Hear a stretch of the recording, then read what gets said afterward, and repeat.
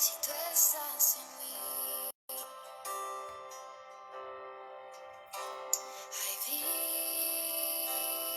Hola familia, Dios les bendiga.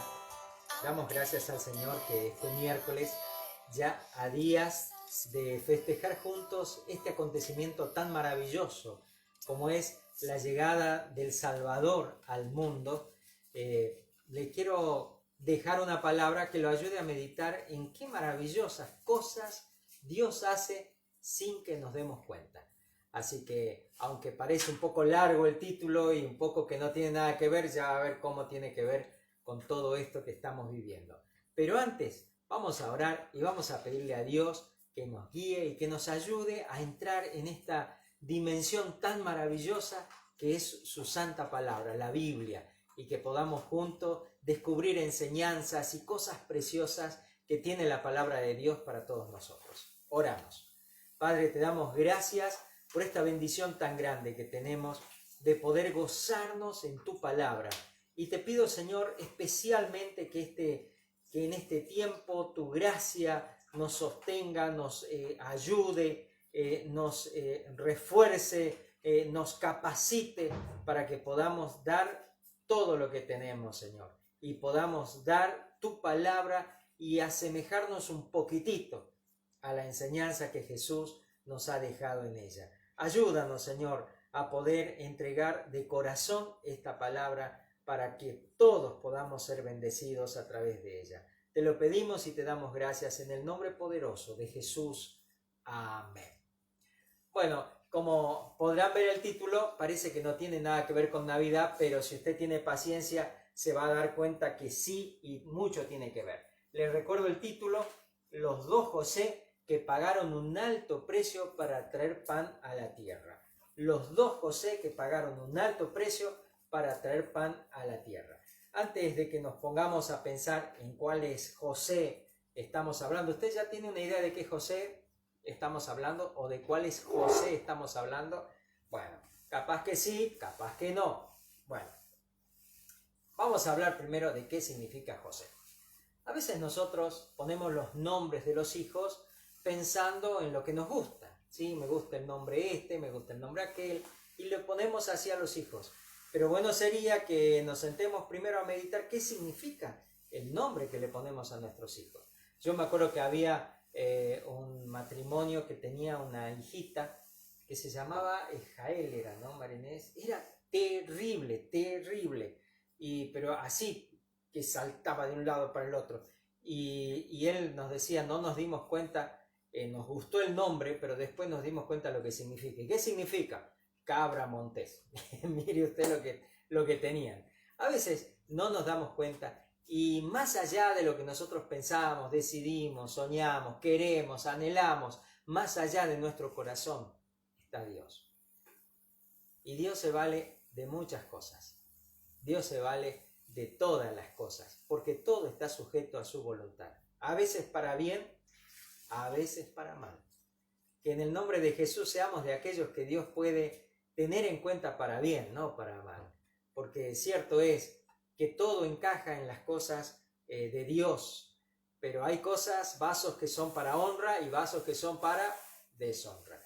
Y estos dos José de los que vamos a hablar hoy fueron vasos que trajeron honra a la tierra, que trajeron bendición a la tierra. Así que les decía del nombre, fíjese, estos dos José, yo no sé con qué objetivo o qué pensando, o pensando que, mejor dicho, sus padres le pusieron José. En el primero sabemos, en el segundo no lo sabemos. Pero vamos a ver qué significa José. José en hebreo significa, se dice Yosef. ¿Cómo se dice? Yosef. Y Yosef es el futuro de la palabra Yasaf. La palabra Yasaf significa añadir o aumentar, alzar, añadir, aprovechar, aumentar, bendición, cesar, concebir, crecer, mayor, multiplicar, etcétera, etcétera.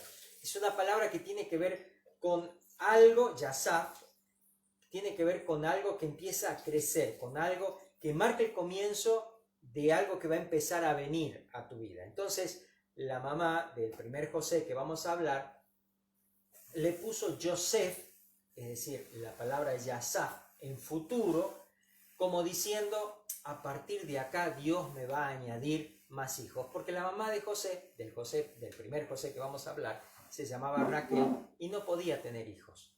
Y estaba muy afligida, y el primero que llegó le puso así, porque dijo, ahora empieza la bendición, ¿sí? Ahora empieza la multiplicación en mi vida, ahora empieza a aumentar las cosas Dios para mi vida. Por eso es que también la palabra José la podemos traducir como el cosechará o el que cosechará o al que le será añadido. Es decir, que cuando hay un José puesto por Dios en la tierra, va a ser un José, un Yosef, que va a traer bendición y va a traer añadiduras de bendición sobre la tierra o sobre la familia. Estos José de los que vamos a hablar fueron personas cuyas historias se alinearon con el significado de sus nombres. El primer José del que hablamos es justamente el hijo de Jacob. Y este José, hijo de Jacob y de Raquel, fue una persona que desde pequeño se alineó con los propósitos de Dios. Y justamente el propósito de Dios es que José no sea el que marque el comienzo de los hijos que iba a tener Raquel, que Dios le iba a añadir más hijos, sino que era alguien que venía con un propósito que iba a afectar a todo el mundo conocido de aquella época, porque ustedes se acuerdan de la historia de este José es el que a través de la interpretación de un sueño de Faraón pudo traer bendición sobre la tierra, anticipándose a 7 años de escasez que se venían, de sequía y de escasez que se venían sobre la tierra. Ya saben de cuál José estamos hablando, ¿qué les parece? Estamos hablando primero de José, el hijo de Jacob, y el segundo José del que vamos a hablar, curiosamente, a ver, ¿ya sabe cuál José estamos por hablar? A ver, ¿de cuál José? El padre de Jesús, así es, el papá de Jesús, ¿sí? No me diga, espere un momentito, que ya vamos a hablar sobre eso, ¿sí? Quédese tranquilo. Curiosamente, mire, el José, papá de Jesús, ¿sabes cómo se llamaba su papá? ¿Sabes cómo se llamaba el papá de José? Fíjate en la genealogía, capítulo 1 del Evangelio según San Mateo. Rápido, fíjate, ¿cómo se llamaba? ¿Qué te parece? ¿Será una casualidad? También se llamaba Jacob. Yo no sé si este Jacob se llamó Jacob porque su papá habrá pensado, yo creo que vos seas como ha sido el patriarca Israel que trajo a estos 12 hombres que fueron de bendición sobre la tierra. Yo no sé por qué le habrá puesto su papá a Jacob, el papá de José, pero me hace pensar que este Jacob dijo, yo también quisiera tener un José que traiga pan sobre la tierra, un José que rompa los esquemas y que pueda ser de bendición sobre la tierra. Bueno, fíjese algunos otros detalles que son muy interesantes. Entonces estamos hablando de José, el hijo de Jacob, el patriarca, y de José, el hijo de Jacob, de la época del nacimiento de Jesús.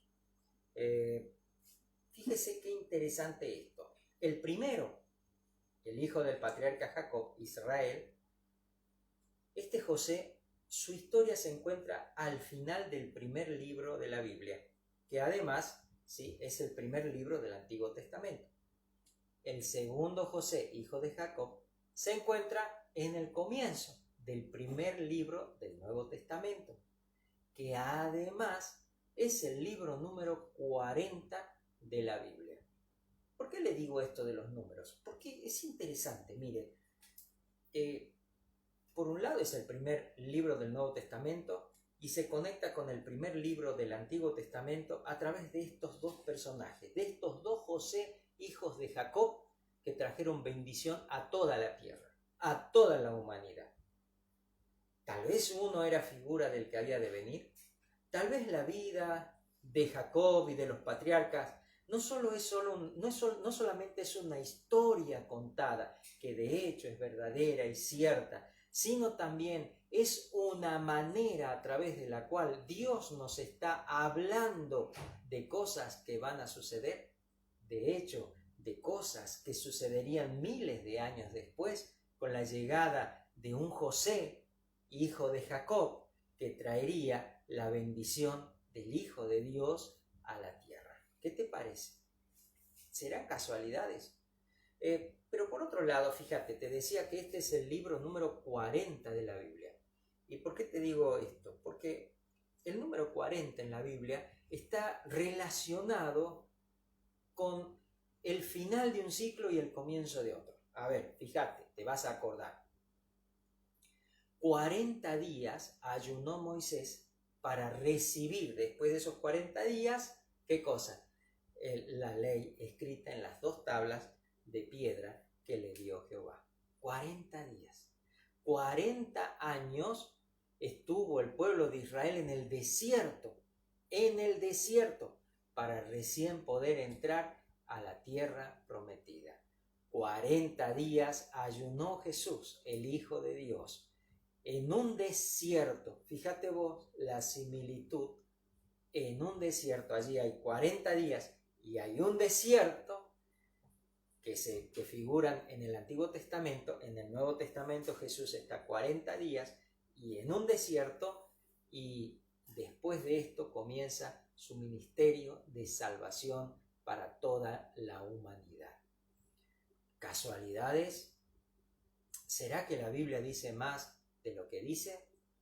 ¿Será que nosotros estamos acostumbrados a leer y quedarnos solamente con lo que está allí y no podemos ver un poquito más allá? Pues fíjate, son cosas que están a la vista y cosas que también nos muestran que la palabra de Dios es la palabra de Dios, la mires por donde la mires, porque tiene coherencia, porque tiene consistencia y porque aún en estas pequeñas casualidades podés ver la mano de Dios obrando.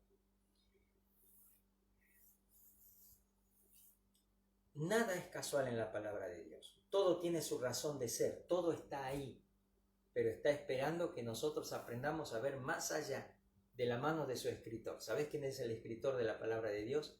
El Espíritu de Dios. Que podamos a través del Espíritu Santo no acercarnos por las sensaciones y por todas esas cosas que te llevan al engaño, sino acercarnos para ser nutridos y sabios e inteligentes al ver más allá la palabra de Dios. Tampoco es casualidad que estos 2 José fueran hijos de un Jacob. Distintas épocas, distintos escenarios, distinta situación política, pero ambos pertenecientes a un mismo reino y ambos trayendo bendición a la tierra. Génesis capítulo 47, versículo 11 al 14, está una partecita de la historia de este José. Fíjate lo que dice allí la palabra. Así José, bueno, te espero que lo busques. Mientras me trae ahorita Shayer, dice así, 47, 11 al 14 de Génesis. Toda la historia de José está allí puesta en los últimos capítulos de Génesis. Y dice así, así José hizo habitar a su padre y a sus hermanos y les dio posesión en la tierra de Egipto, en lo mejor de la tierra, en la tierra de Ramsés, como mandó Faraón, y alimentaba a José, a su padre y a sus hermanos y a toda la casa de su padre con pan según el número de los hijos. No había pan en toda la tierra y el hambre era muy grave. Gracias, corazón. Por lo que desfalleció de hambre la tierra de Egipto y la tierra de Canaán. Esto era todo alrededor, que estaba pasando una sequía tremenda. Y recogió José todo el dinero que había en la tierra de Egipto y en la tierra de Canaán por los alimentos que de él compraban. Y metió José el dinero en casa de Faraón. Este José trajo una bendición material a la tierra. La tierra se moría literalmente por estos 7 años de sequía que vinieron. Sin embargo, Dios había traído salvación para la tierra a través de este hombre, José. Dios lo tenía preparado para este tiempo y para ese preciso momento y lugar histórico. Así como cada uno de nosotros por eso aprendemos de la palabra de Dios, no estamos por casualidad. Todos tenemos un propósito de Dios y por eso es que tenemos que luchar para mantenernos en los propósitos de nuestro Dios. No tomar livianamente las cosas de nuestro Dios, sino tener temor porque Dios es el que está detrás de todo. Este José es el José que hizo algo que nos llama la atención tremendamente, porque en el capítulo 50, versículo 25 de Génesis, mira lo que dice. E hizo jurar José a los hijos de Israel diciendo, bueno, espero que lo busque, 50-25 de Génesis.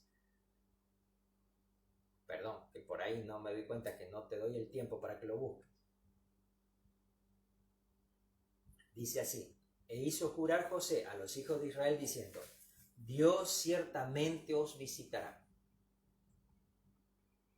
Miles de años antes de la visitación de Dios a la tierra. Miles de años antes.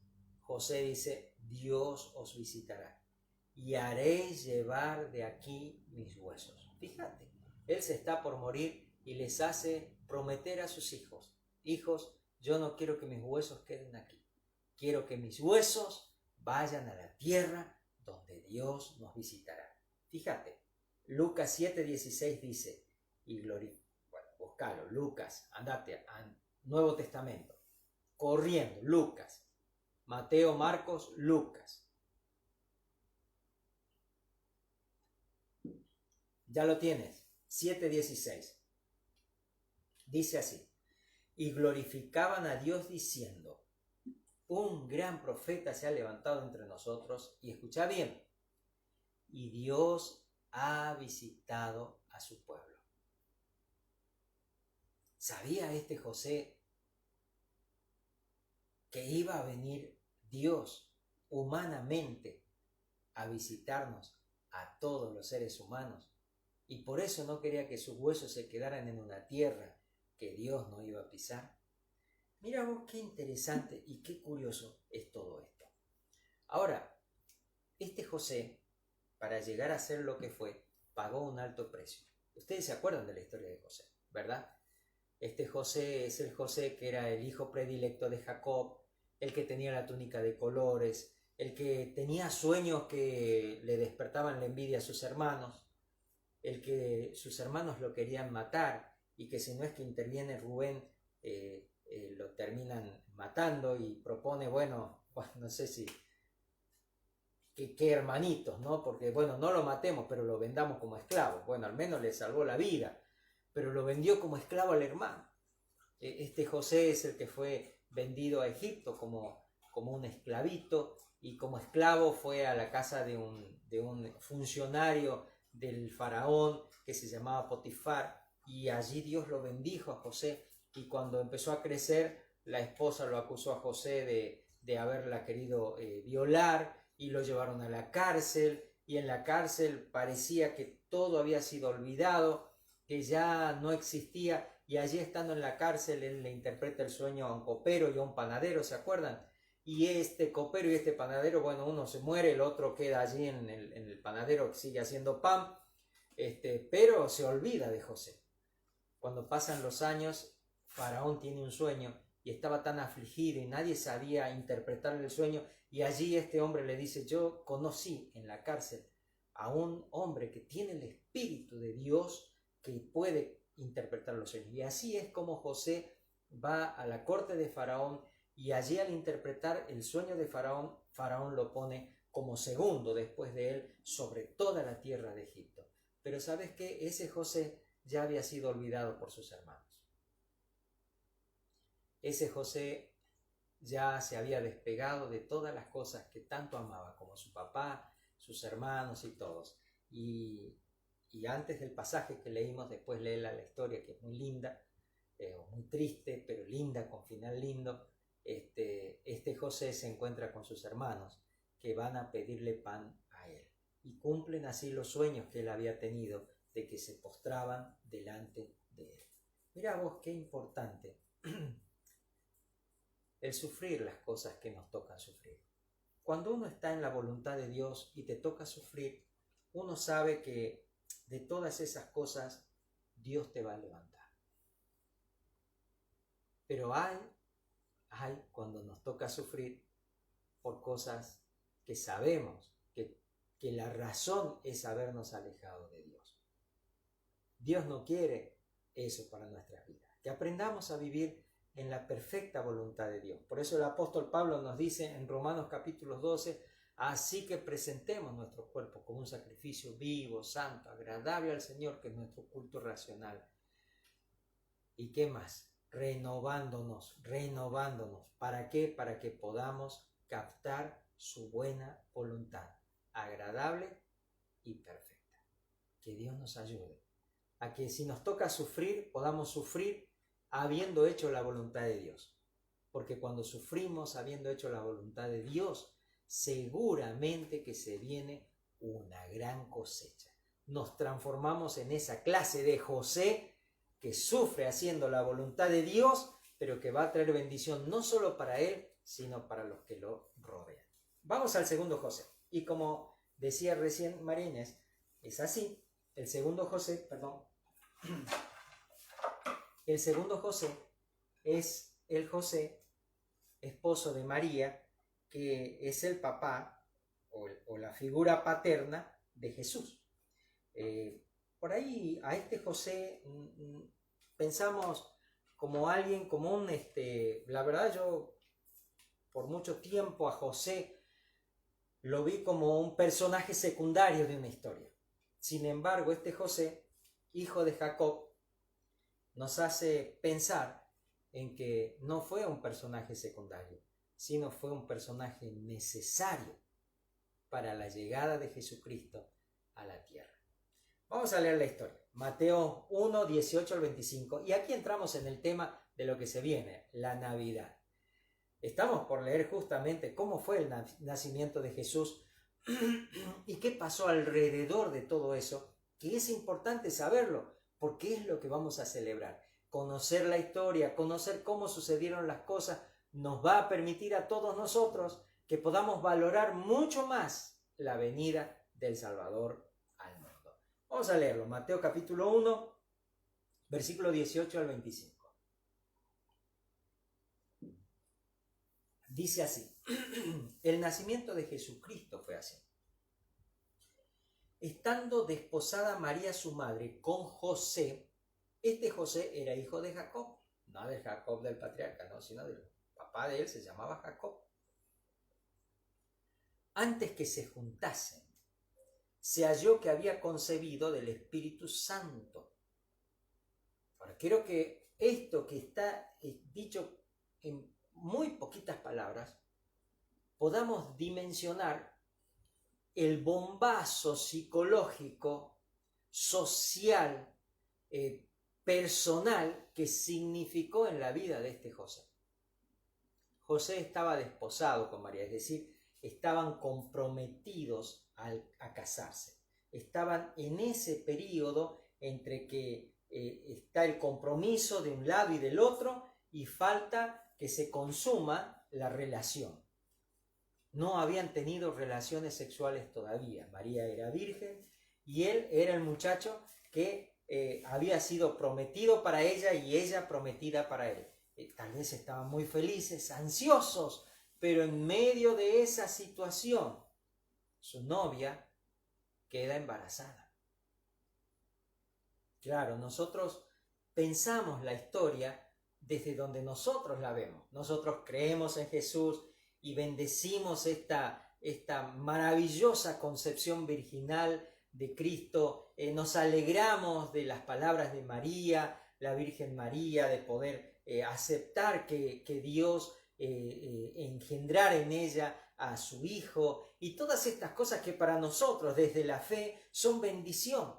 Pero quiero que pienses en ese día de José, con todas las cosas para casarse, y su futura esposa embarazada, y no de él. ¿Qué habrá dicho su familia? ¿Qué habrán dicho sus amigos? ¿Qué habrá pensado la gente alrededor de él? José su marido, versículo 19, como era justo y no quería infamarla, quiso dejarla secretamente. ¿Qué significa esto? Porque la ley de Moisés le daba la posibilidad de que si el hombre veía algo impuro en la mujer, como que no era virgen o como que la mujer no era lo que parecía, podía repudiarle, es decir, no es lo que con quien yo me comprometí a casarme. Entonces podía dejarla a la mujer. Pero como era un hombre justo, y esto no es un detalle menor, porque este José no era un personaje secundario. Era un José como el José que conocimos, tal vez con menos trascendencia literaria, pero era un José que era justo. Era un José temeroso de Dios. Era un José que, a pesar de la situación adversa y difícil que le tocaba vivir en ese momento, de ver a su amada, flamante y futura esposa, y todavía no esposa, embarazada, dijo: la voy a dejar en secreto, para no ponerla en vergüenza de las demás personas. Pensando él en esto, versículo 19 dice: he aquí un ángel del Señor le apareció en sueños. Y me quedo acá en esta palabrita, en sueños. ¿Qué hacía el primer José que vimos? Soñaba también. Y ese interpretaba sueños. Y en este caso, este José recibe esta palabra de un ángel en sueños. José, hijo de David, no temas recibir a María tu mujer, porque lo que en ella es engendrado del Espíritu Santo es, y dará a luz un hijo, y llamará su nombre Jesús, que significa Jehová salva, porque él salvará a su pueblo de sus pecados. Este José era tan capaz como el primer José que vimos de recibir una revelación celestial. Dios no le revela a cualquiera las cosas. Dios no se manifiesta ante cualquiera. Muchos pueden decir: Dios me ha dicho, Dios me ha hablado, pero Dios es santo. En la época de Jeremías, en la época de Isaías y en la época de todos los profetas que quedaron sus nombres escritos en la santa palabra de Dios, en la época de ellos hubo muchos otros profetas, pero que no trascendieron sus palabras porque Dios no había hablado a través de ellos. Si usted ve la vida de los profetas, se va a dar cuenta que eran hombres santos, santos, con todo el sentido de la palabra. Y para que Dios le hable a este José, es porque este José realmente era un hombre justo, realmente era un hombre a quien Dios le podía hablar y ese hombre iba a entender el lenguaje de Dios. Por eso, en pocas palabras, le dice: José, ahora te voy a revelar cuál es el destino para el que naciste. Vas a ser el hombre que va a tener el privilegio y la responsabilidad de ser la figura paterna, nada menos que del Hijo de Dios. Qué tremenda responsabilidad sobre este José, tanta o mayor que la que tuvo el José del libro de Génesis. Le dice, versículo 22, todo esto aconteció para que se cumpliese lo dicho por el Señor por medio del profeta cuando dijo: he aquí una virgen concebirá y dará a luz un hijo y llamarás su nombre Emmanuel, que traducido es Dios con nosotros. Y despertando José del sueño, hizo como el ángel del Señor le había mandado y recibió a su mujer. Le dijo: María, sí te creo que lo que tienes no es de otro hombre, es Dios el que ha obrado, Dios me lo ha mostrado, y juntos vamos a formar ese hogar para recibir al Hijo de Dios, para recibir esta Navidad preciosa que vamos a tener entre nosotros, para crear el ambiente de la primera Navidad. Dice versículo 25, pero no la conoció hasta que dio a luz, escuchad bien lo que dice, a su hijo primogénito, y le puso por nombre Jesús. Este Jesús es el Jesús que subió al cielo y que prometió volver por todos nosotros. Es el Jesús que murió en la cruz por vos y por mí. Es el Jesús que fue puesto en una tumba y al tercer día resucitó.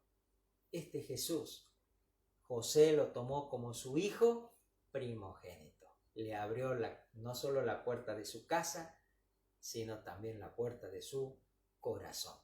Y lo crió como su hijo primogénito. Después tuvo otros hijos, pero Jesús fue su primogénito, su amado. ¿Qué te parece de estos dos José? Casualidad tremenda, ¿no? Los dos se llamaron José, los dos pagaron un alto precio para hacer la voluntad de Dios y los dos trajeron pan a la tierra. El primero trajo un pan material, porque Dios nos dice a través del apóstol Pablo, primero lo animal, después lo espiritual. Primero apareció aquello que sustenta el cuerpo humano. Dios se interesa en ambas cosas, tanto lo animal, porque Él lo ha creado, pero también en lo espiritual. Nos enseña que ahora busquemos ¿qué cosa? Lo espiritual. No solo de pan vivirá el hombre, sino de toda palabra que sale de la boca de Dios. Este José, este segundo José del Evangelio según San Mateo, es el José que trajo la bendición del pan de vida para todos nosotros. Jesús dijo, yo soy el pan de vida. El que comiere de mí tendrá vida eterna. Que en el nombre del Señor podamos a través de esta meditación preparar nuestros corazones para esto tan particular que es la Navidad, que cada uno lo festeja a su manera, pero que debería ser un festejo de una sola manera. El festejar la providencia de Dios. El festejar que hubo un día histórico en nuestro calendario que marca el comienzo de una nueva era, la llegada de Jesucristo, el Hijo de Dios, a la tierra. Y para que esto sucediera, fue necesario una María que diga, aquí estoy, y un José que diga, amén, lo voy a tomar como mi hijo. Qué parecido a lo que Dios espera en esta Navidad. Que podamos ser personas, que podamos abrir nuestros corazones para esta verdadera Navidad. La llegada del Hijo de Dios a la tierra. Eso es Navidad. La visitación de Dios a la tierra. Es celebrar que históricamente hubo un momento en que Dios se humanizó y vino por todos nosotros para bendecirnos. Que esta Navidad que vamos a compartir juntos, tal vez con tu familia, lo más importante sea Jesús. No pases una Navidad con cosas que no sean Jesús. Lo más importante es que sea Jesús el que esté en tu casa. Y puede estarlo si está en tu corazón.